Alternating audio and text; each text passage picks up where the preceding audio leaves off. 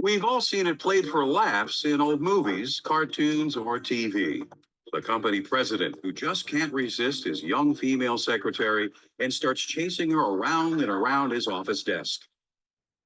But sexual harassment isn't funny. It can be devastating, personally and professionally, and it's against the law. In this program, we will discuss various forms of sexual harassment, explain how to avoid sexually harassing someone without realizing it, and look at what you should do if you feel that you or a coworker is being sexually harassed.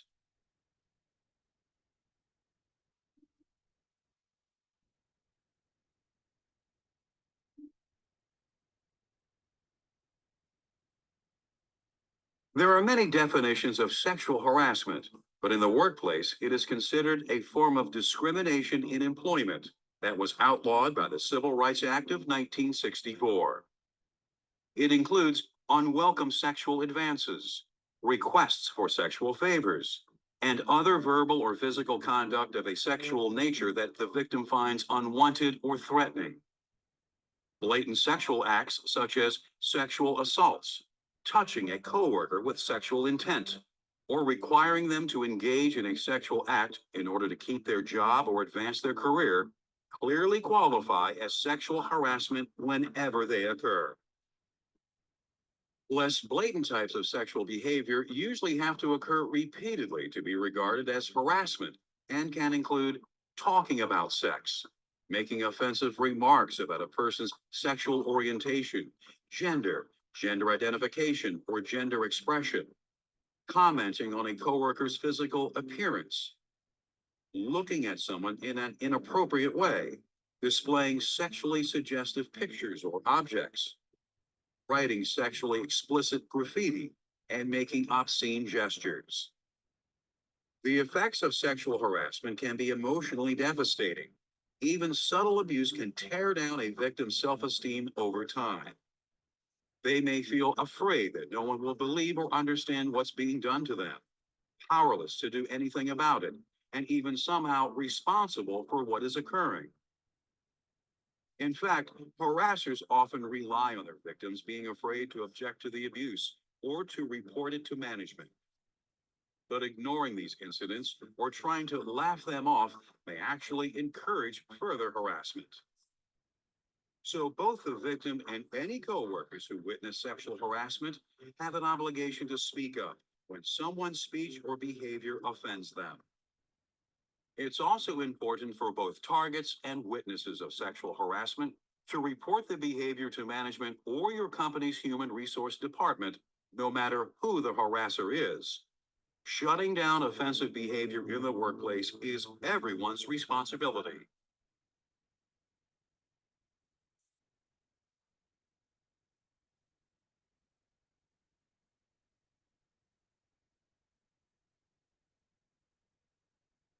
While most reported cases of sexual harassment involve males harassing females, many of the unreported incidents include men who are sexually harassed by women. But an employee can be harassed by a person of any gender, and the intended target of sexual harassment is not the only potential victim. Victims can include anyone in the vicinity who doesn't want to be exposed to offensive statements or actions. It's important to remember that each person is the judge of what they find disturbing and what they would consider to be sexual harassment.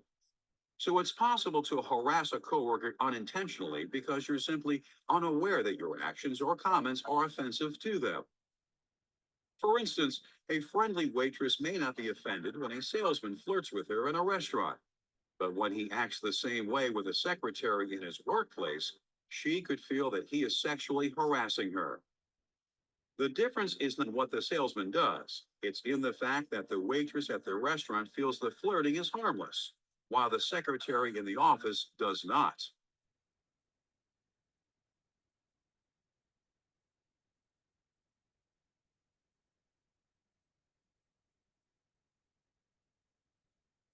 Employers know that sexual harassment is bad for people and bad for business.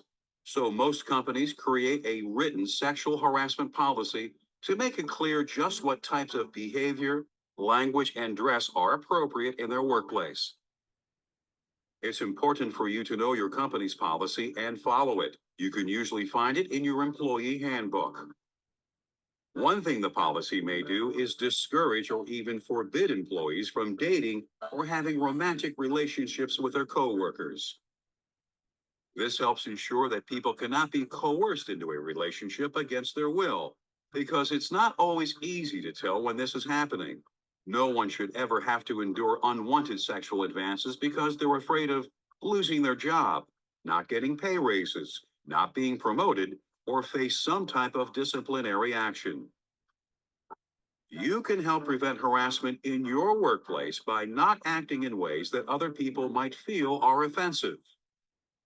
For instance, how you look at a coworker could create problems. Checking them out in a sexual way or staring at them because you think they look different definitely qualifies as sexual harassment.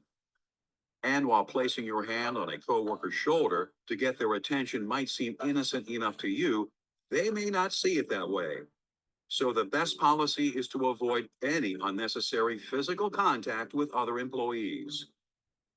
You should never bring racy or pornographic magazines or books to your job either.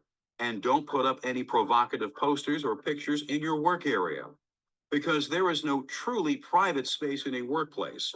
What you say, write, or look at can often be heard or seen by your coworkers.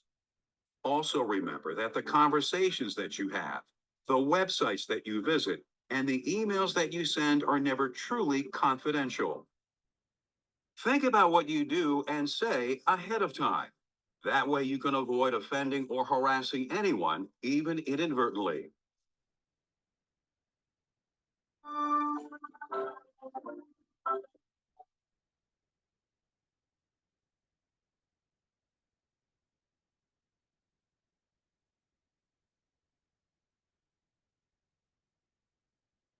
Sometimes it can be difficult to tell whether someone's comments or actions are sexually motivated.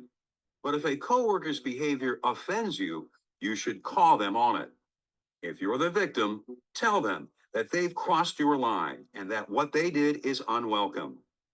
If you're a witness, let them know that you think their actions or comments are inappropriate.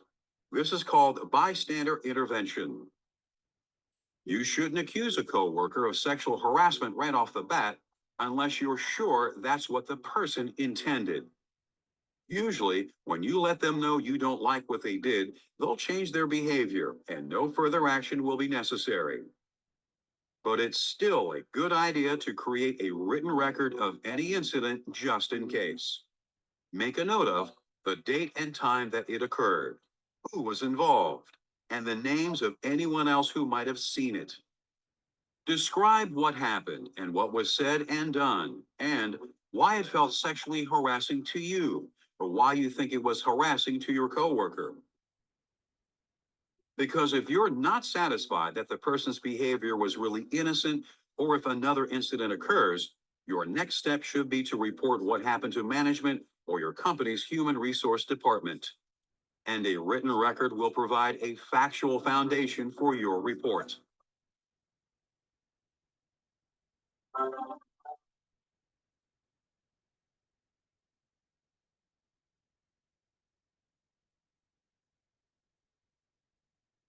Reporting a sexual harassment incident can be difficult because it brings up a lot of feelings. Embarrassment about the harassment itself, anxiety about what will happen if you come forward, concern that people might not believe you, and fear of how the harasser will react. Just remember, coming forward is not only the right thing to do, it's also your responsibility. Whether you are a victim or a witness to an incident of sexual harassment, your company needs you to report it so they can put a stop to this type of behavior. Bring along a copy of your written incident description when you meet with your supervisor or human resources. As they talk with you about what happened, answer their questions honestly and accurately. You may be asked to sign a written summary of your conversation. Read it carefully to confirm that everything is correct. Point out everything that you feel isn't accurate so it can be corrected before you sign. Your supervisor or HR representative will then talk to the person whose behavior you feel was sexually harassing. They will be informed of the allegations, questioned about their role in the incident, and advised that the offensive conduct must stop. The company will always try to keep the process confidential, but sometimes it will be necessary for them to interview other people who may have witnessed the events. How the situation is resolved will depend on the type of harassment, how often it occurred, and other factors. At the very least, the harasser will be warned to cease and desist or face disciplinary action.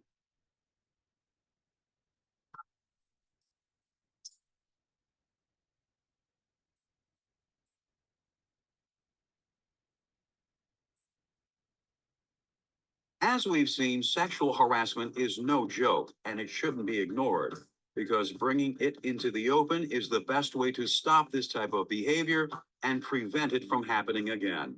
Let's review. Know your employer's sexual harassment policies and follow them.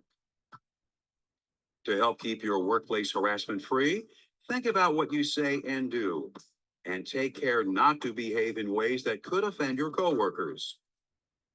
Let coworkers know when their behavior has crossed your line. Document any event that you feel may be sexual harassment, whether it happens to you or to a coworker. Submit a copy of your documentation when reporting the incident to management. When you avoid behaving offensively, speak up when someone offends you, and report any sexual harassment incidents to management, you can help create a healthier, more professional, and more respectful workplace for everyone.